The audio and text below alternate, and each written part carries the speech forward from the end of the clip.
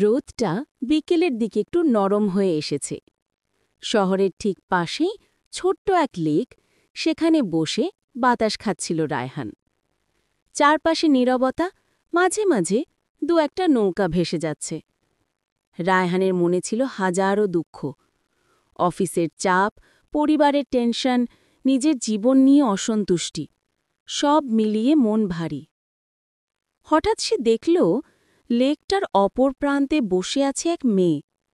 সাদা গোলাপি শাড়ি, খোলা চুল আর চোখে এক অদ্ভুত শান্তি। সে পানিতে পা ডুবিয়ে কি যেন আঁকছে পানির ওপর। রায়হান প্রথমে ভাবল স্বাভাবিক দৃশ্য, কিন্তু মেয়েটা বারবার তার দিকে তাকাচ্ছে। রায়হান চোখ সরিয়ে নিল, ভেবেছিল এত সুন্দর মেয়ের দিকে ভুলেও তাকানো যাবে না, মানুষ ভুল বুঝতে দেরি করবে না। কিন্তু মেয়েটা ধীরে ধীরে উঠে তার দিকেই হাঁটতে লাগল। কাছাকাছি এসে বলল, আপনি কি রং পছন্দ করেন? রায়হান অবাক। রং মানে? হ্যাঁ, রং। মানুষের মনও তো রঙিন। কেউ নীল, শান্ত, কেউ লাল, ঝড়ের মতো, কেউ সাদা, নরম, সরল। রায়হান হেসে ফেলল। তাহলে আমি কোন রঙের? মেয়েটা কিছুক্ষণ তাকিয়ে থেকে বলল, আপনি নীল, শান্ত, অথচ ভেতরে প্রচণ্ড ঝড় লুকিয়ে রেখেছেন। রায়হান অনেক দিন পর যেন কথা হারিয়ে ফেলল। এমন কথা কেউ শেষ কবে বলেছে মনে করতে পারছিল না। মেয়ের নাম জানতে চাইল না রায়হান, কিন্তু মেয়েটাই বলল, আমি নীরা। এরপর তারা দুজনেই লেকের ধারে বসে গল্প করতে লাগল। প্রথম দেখাতেই অদ্ভুত এক স্বস্তি, এক পরিচিত উষ্ণতা।